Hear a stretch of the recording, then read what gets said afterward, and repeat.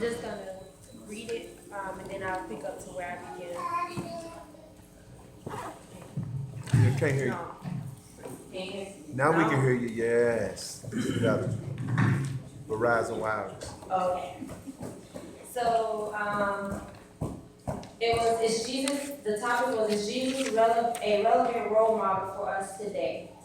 And it presented the scripture of Luke 5:1-11, when Jesus was preaching to the shore of the sea in Galilee, and the crowd was passing him, and they passed in him to listen to the word that he had, the word of God, and he noticed two empty boats in the water's edge, for the fishermen had left them and were washing their nets.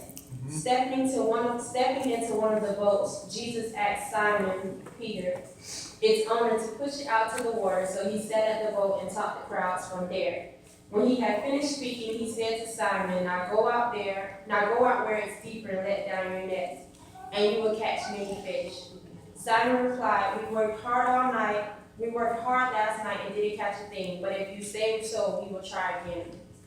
This time their nets were so filled they began to tear.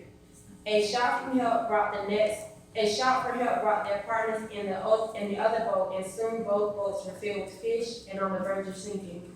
When Simon Peter realized what had happened, he fell to his knees before Jesus and said, "Oh Lord, please leave me. I am too much of a sinner to be around you." But he was awestruck by the size of their catch, and as were the others with him. His partners, James and John, Zebedee's son, were also amazed. Jesus replied to Simon, "Don't be afraid. From now on, you'll be fishing for people." And soon as they landed, they left everything and followed Jesus. That was page 14 and 15 in chapter 1. So it's just like, right, like how Ashley was saying in her reading, we see ourselves, because I've come from the world. I see myself where I'm lacking. I don't have everything that I should have because I'm following God. But God sees all and knows all, so he knows what's going on right now in the water. But if you will only trust me and let down your nets and do as I tell you to do, good God, then you will receive what I have for you. But because Simon or Peter felt as if he knew more than God, I know fishing, he doesn't know the business, I know the business, I've been in this business.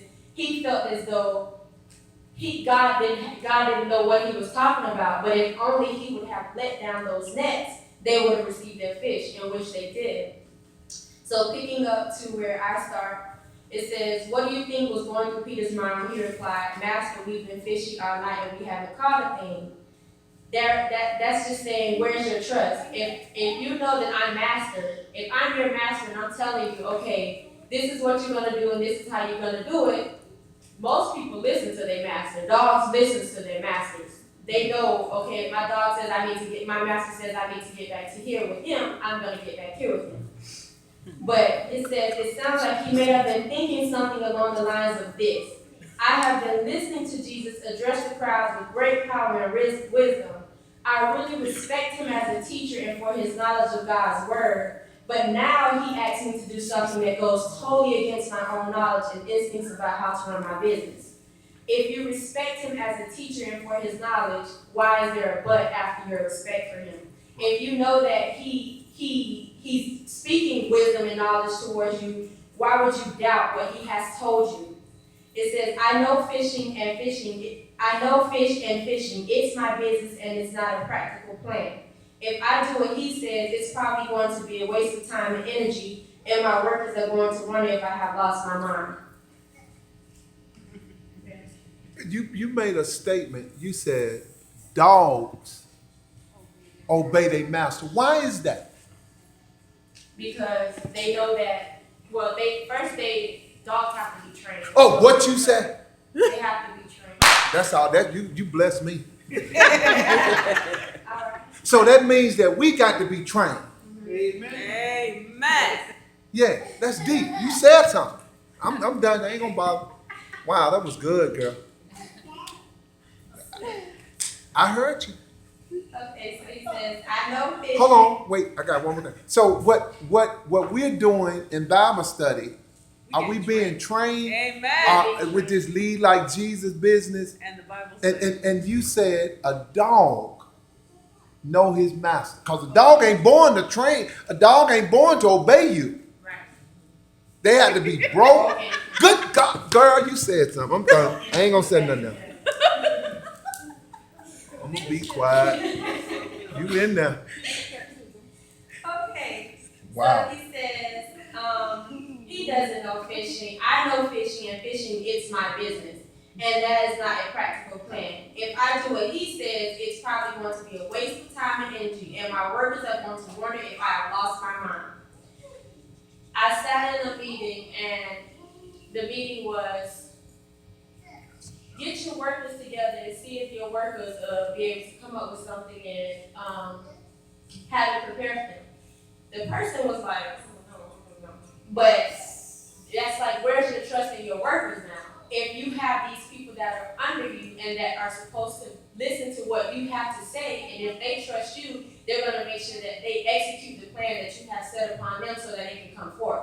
So just like in this situation, if God is telling you to do something, that means you need to just put it in your mind, okay, although you may have doubts that you can't do something, just put it in your mind that he won't put more on me than I can bear. Wow. So therefore, he's going to see you through whatever he has for you. Amen. If you only trust me when I tell you to do so. Amen.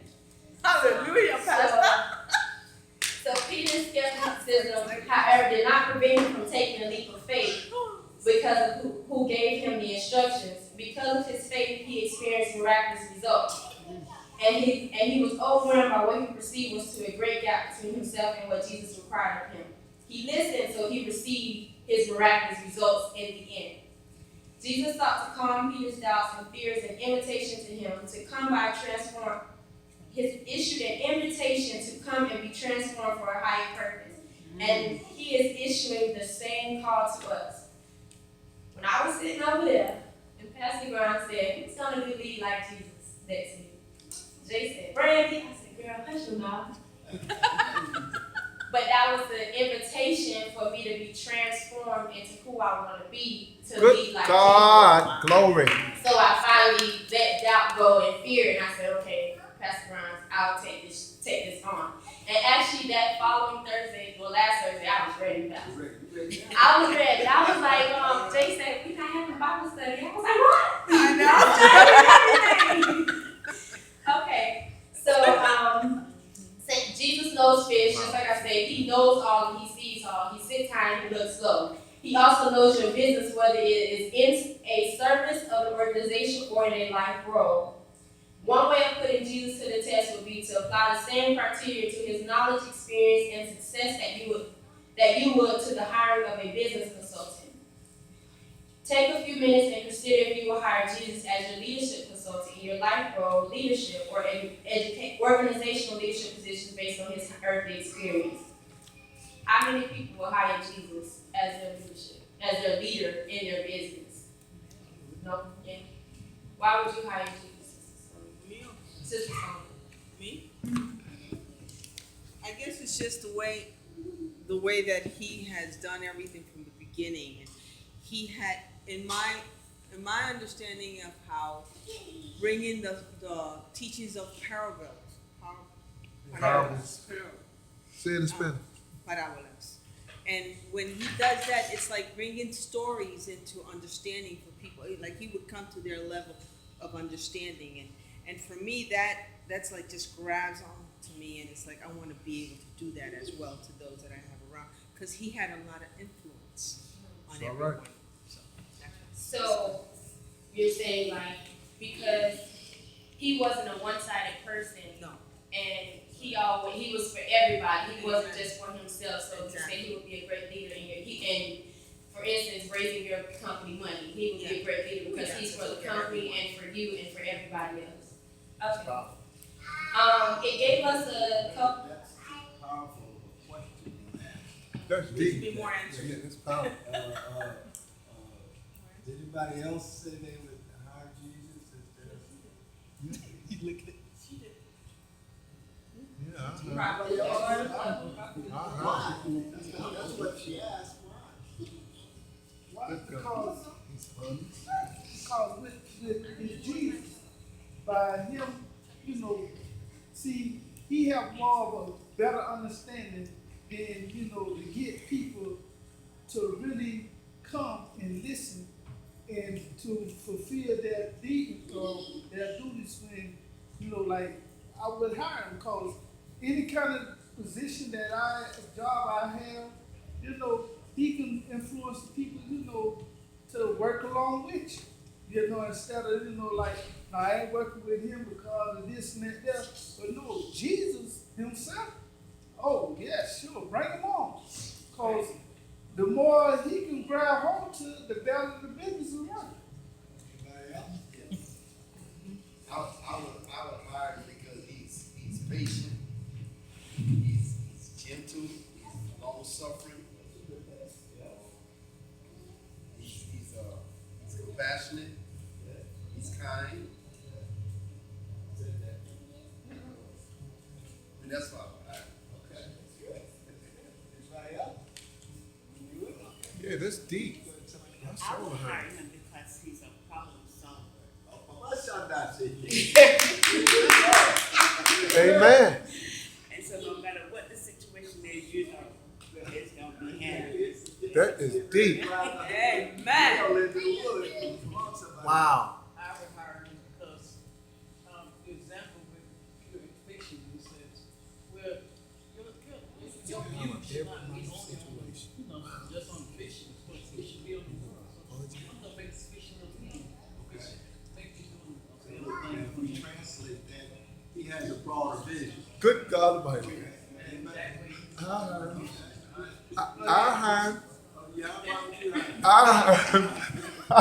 Because he got good budget control, because he took 2 little fish.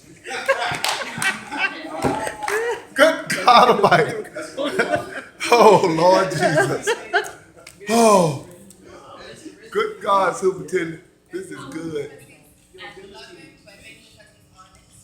Honesty, okay. He showed him what the budget. Because he took 2 fish. He's trustworthy. You can trust him. That was in my head. Yeah. Oh, my God. Okay. The reason here is just like what I learned in Boy Scout. The honest, truthful, kind, obedient, cheerful, brave, clean, and reverent. All right. He's all that in one. Now here's, we're drawing upon all the things that we know about. She only read one story. Okay, so drawing from that, his encounter with Peter and John, and would you hire? You said probably. Yes. You said because we have to handle it. Because he's got he has real organizational skills. Okay. I show him. Yes, ma'am. He's faithful. Faithful. Okay. And Superintendent, you asked that because of just the incident with Peter and them. Well, that's all she's. Yeah, about the fish, yeah. We're drawing up on All I'm saying, everything yeah. else we know. I'm just, her question related to where she She wants went, yeah. to look. And what, if you took the essence of that, actually it's what you said and what you said. If you hiring somebody, one of the first things you would look at if you heard a story like that, would be that they're result oriented. Right. And everybody wants somebody in their organization who's results oriented. Amen. Amen. I don't want somebody questioning, what kind of fish you want? Or is my, am I out far enough yet? Can I cast it over now? The results, Jesus didn't give any of those instructions. He gave them instructions of, you drop your net over here, and this is what you're going to get. So he results oriented. He also said, now I'm going to take exactly that obedience to me, and I'm going to make you fishermen of men. Hallelujah. Amen. So he has a broad vision. He's result oriented. That's what I get from that. If I was hiring him, but I think you said as a coach.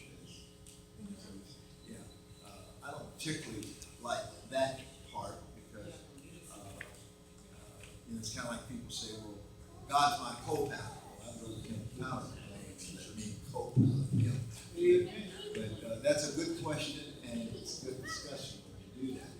But I want you to see that we're drawing the best out of you, and out of you, and out of you, when we do Bible study this way. Amen. Most times, Bible study is sharpshooting the teacher. And that's what we don't want to do. I mean, we're developing teachers. We're trying to, if we know something, let's bring it out. Let's don't try to manipulate them into feeling sweat and beads. I didn't read that, or I didn't understand that. No, let's share it with them. Okay? Anything else you have there? It also gave some practical. It says, does Jesus have any relevant practical knowledge or experience in dealing with the following types of leadership issues that I face day to day? And I just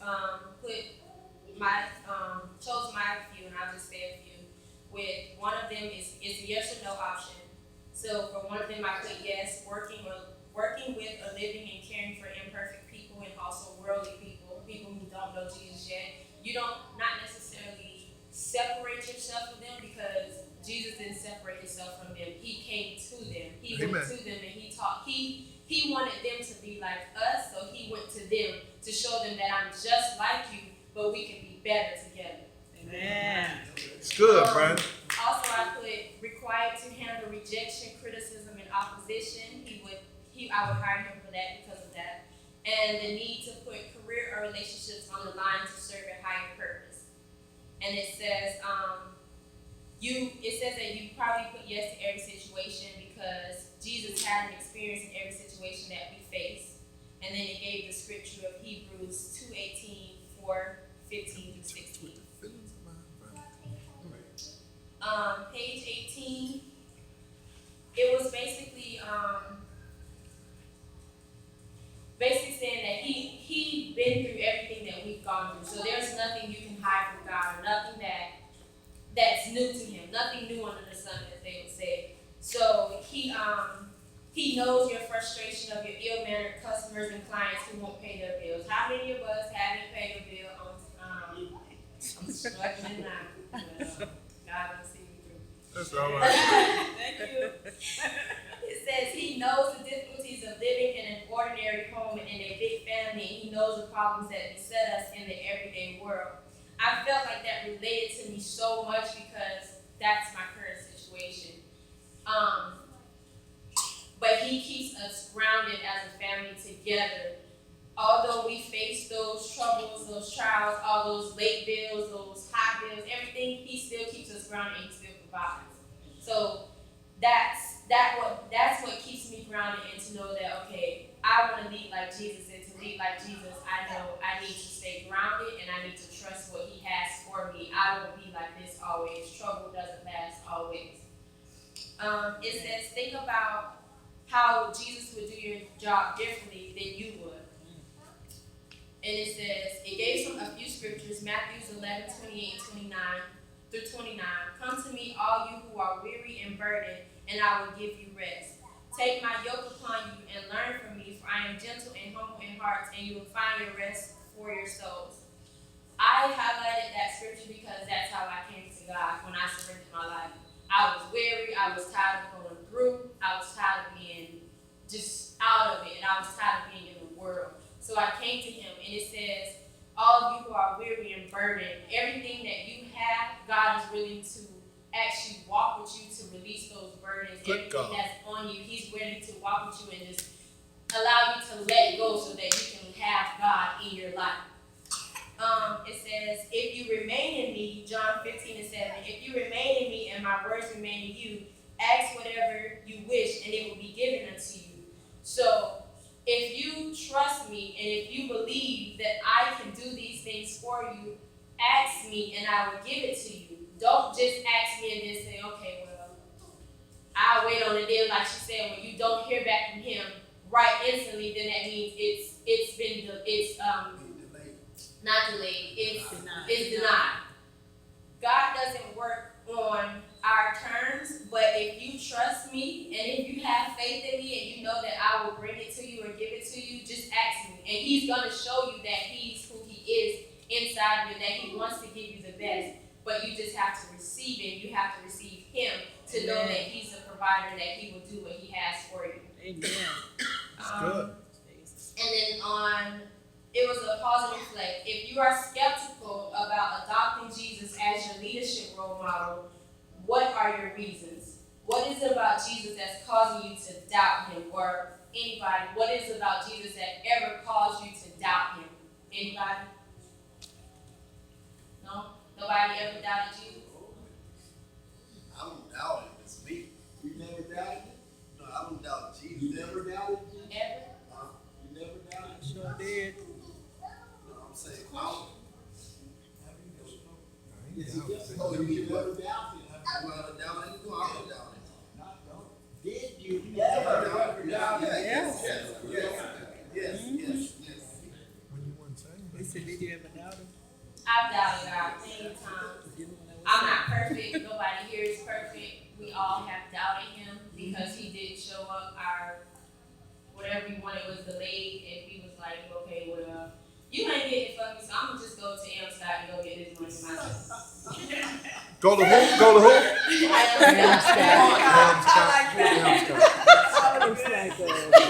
me my rent money, so I'm just gonna borrow it from Amscott and do a payday with my check. Payday. Yeah, that's real talk. All right. All right. I So, know Scott then. yeah. I met him. And the next subject is how do I lead like Jesus? It says what I highlighted was leading like Jesus is a transformational journey. This is a transformational journey for me. I'm not a speaker. I tear up easily. I get nervous easily. But it's a journey that I have to take to go where he has for me. It's all right. And the second most important is learn and initialize the 4 dominions of leadership, which are the personal leadership, one-on-one leadership, team, family leadership, and organizational leadership. Before you can lead someone, you have to prepare yourself. You can't just say, okay, I want to be the leader of the music department and you know nothing about music. Although it's your perspective, what may come out of it in the end from someone who knows music is you're totally wrong and that's not how you play that note, or that's not the right key for that part of that scene. So you have to work on your perspective and the outcome, and it gave Matthew 3:13, 4-11. I had my black book, but I forgot it because I had to rush to work. And then it was the one-on-one leadership. That one was your personal leadership, working on yourself. And then the one-on-one leadership is the trust. You have to trust yourself to know that, okay, I'm going to do this and I'm going to do this the right way. You can't trust yourself and say, okay, I'm going to do this the right way. And as soon as something or someone drops out or lags off from you, then you say, okay, well, dang, I shouldn't have did this. You have to trust and know that what you're setting out to do is what you're going to do no matter what. And once you trust yourself, God has already put it in you to trust yourself, but once you trust God, then you'll be able to trust yourself because he will never put more on you than you can bear. Amen.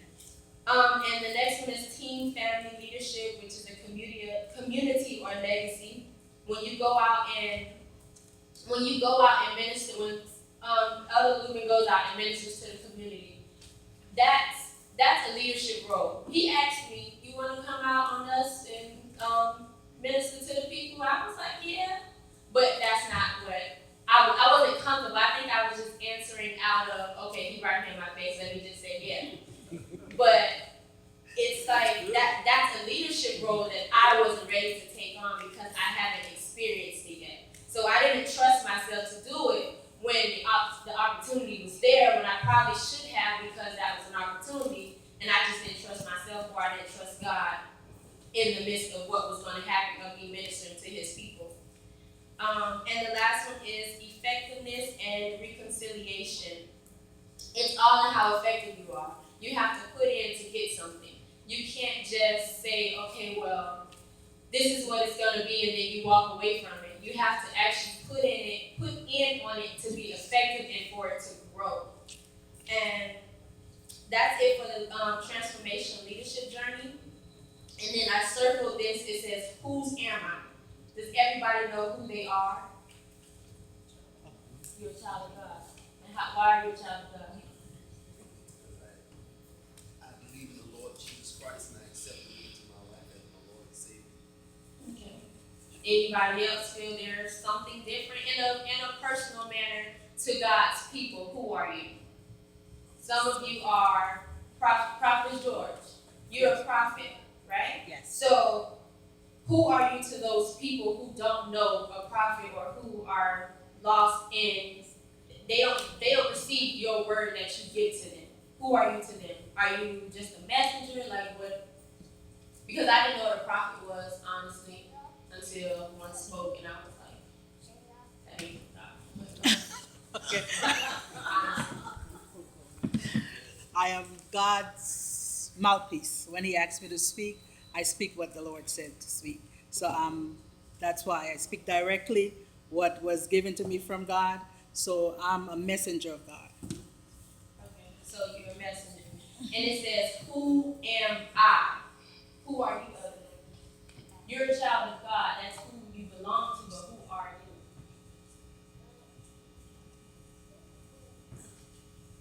I'm a minister of the gospel of Christ. Okay. The first question it said was, whose am I? And it tells you, it says, deals with choosing the primary authority and audience for your life. So you chose God as your primary authority. Okay. In the audience for your life, and you chose to be a messenger or a speaker for God and to demonstrate to the people. And then it says, whom are you trying to please? Leaders often demonstrate whose they are by how they define success in today's world. They think success has to do with earthly power and position as well as a performance in the opinions of others. That's why I asked you, Prophet George, about being a prophet. Because you didn't say, I'm God's chosen one who sent me down to tell you a word. You said, I'm his mouthpiece. He tells me what he wants me to say. So you basically said you serve him. You hear what he has for you and you deliver the word to his people. Okay. And the second question is, whom am I? It deals with your life purpose. Why did the Lord put you on earth? What does he want to do through you? Scripture teaches us that true success is the fulfillment of the life mission God planned for you. Your success in life depends on your relationship with Christ and what level of control you will let him have in your life. Amen. Are you willing to surrender all to him and to live as he would have you live, rather than how you want to live? Some of us do it all the time. I've come to the altar multiple times, surrendering what I don't want to be a part of me and walking back to my seat, still holding on to what I thought I surrendered to. Mm-hmm. And it's saying, if you're gonna say you belong to me, or you are a servant of me, how could you be a servant of me if I'm telling you or I'm giving you this word to do something and you just go back and sit idle on what I told you to do? Mm-hmm. Then it tells you how to decide who you are. The natural outcome of deciding to please God as well as turning over control of your life to him is a transformation of your perspective, which is in the transformation leadership role. If you live a life that is not designed to please God or give him control, your perspective will remain inward and focused on self. You can't be about yourself when you're trying to lead people. It has to be for the people. Prophet George is for the people. Elder Lumen is for the people. When he goes out to the community, he's for the people and winning their souls back to Christ. Amen. I'm gonna switch over to page 28. It's on the pause and reflect. It says, how do you think the people in your family would describe your leadership in the following situation? A time of crisis, a time of failure, a time of victory, a time of plenty, and a time of mourning. Sister Adams, when I read that, I instantly thought about you and Ernisha. I wanted to ask her, how does she feel from a daughter to a mother's perspective, but she's not here. So I'll ask my little cousin, Sade, how do you feel, how would you describe my leadership in the following situations in a time of a crisis when when I've come to you many times about stuff that I'm dealing with personally, how would you feel that I handled it? How did you feel my reaction was? Was I worried? Like, what do you feel I was? Yeah.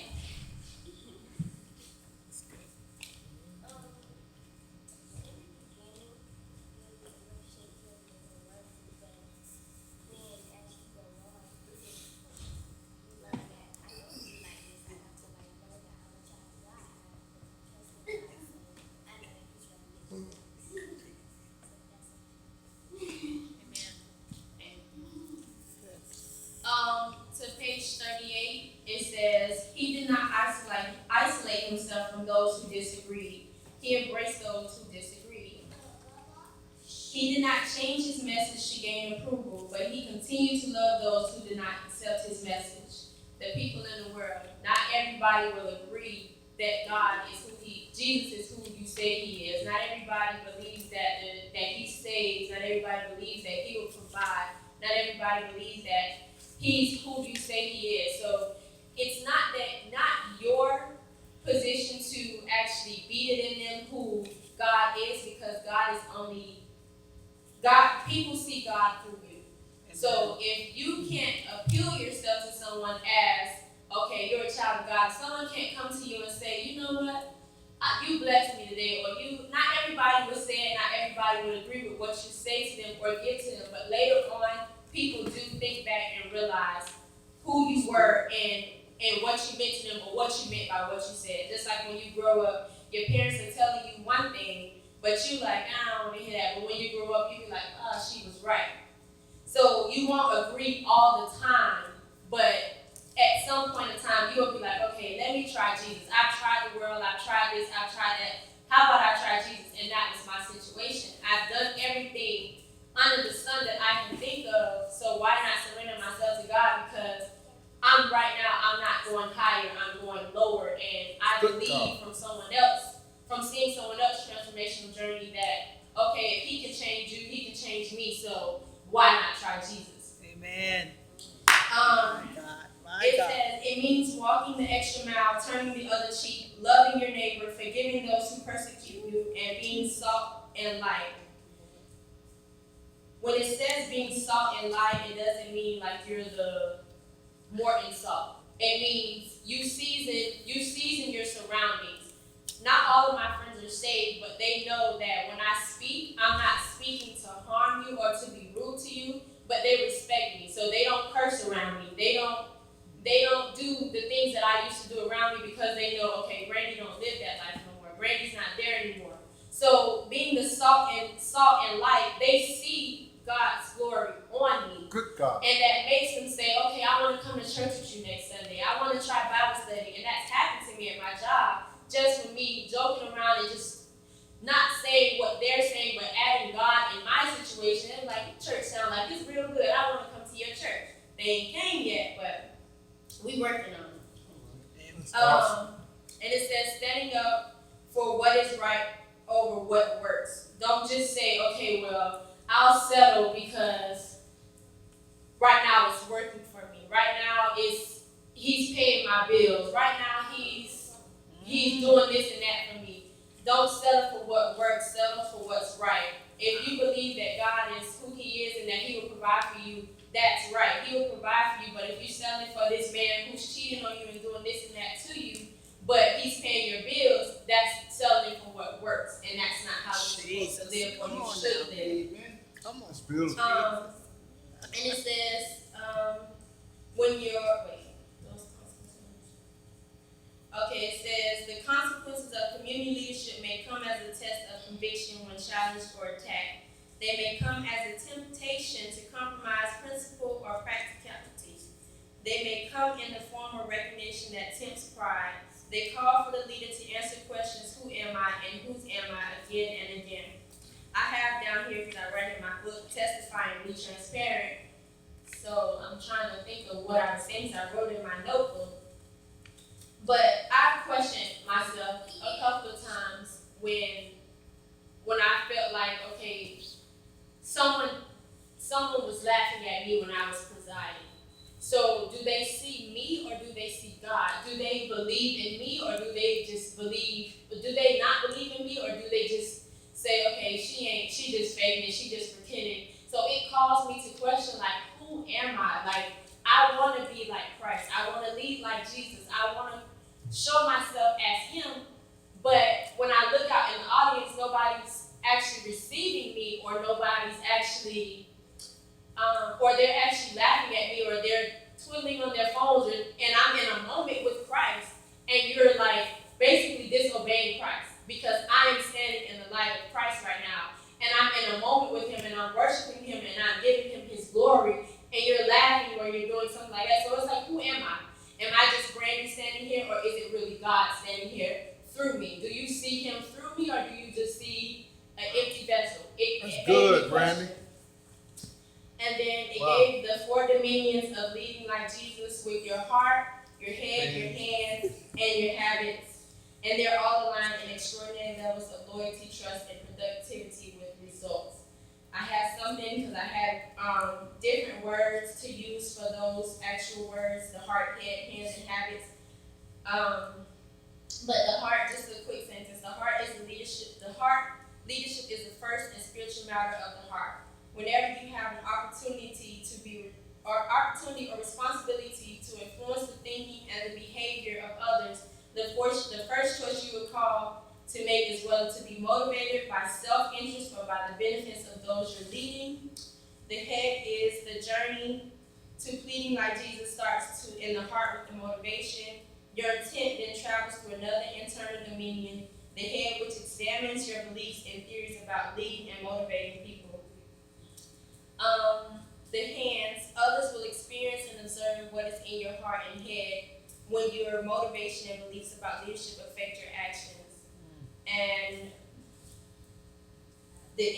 that involving settings, clear goals, and then observing performance, followed by praising progress and redirecting inappropriate behavior. It's a little footnote. It says, we believe that if you apply what it means to lead like Jesus to your heart, head, hands, and habits, you'll be in position to radically transform your leadership. Could anybody explain to me how they feel they can lead with their heart, head, hands, and habits? It's good. Good. Just like, wow. Gotta get Good. myself. That's good. That's good. Nobody? How can they lead? Wow. Just one. How could you lead with your heart? Following what the Spirit of God is telling you to do. Okay. About believe in my heart. Gotta believe something. You're not gonna do it. Consistency brings about the habits over and over.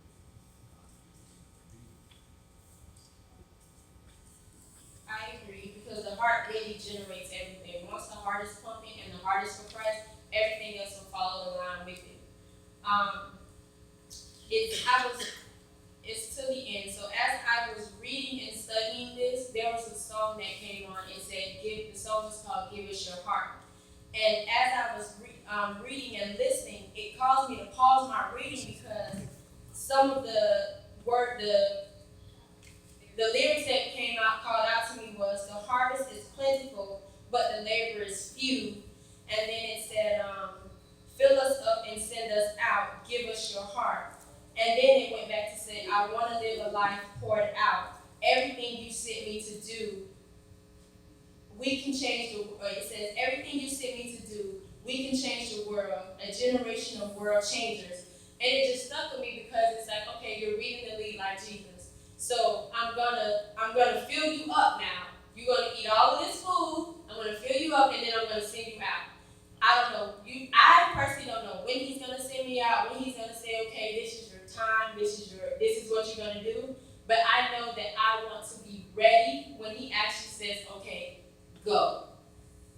So, and it says, What if I told you that's all he's already said? I'm ready. I'm ready.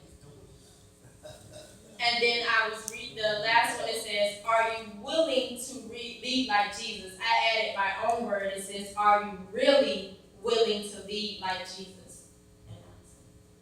Yeah. Beautiful.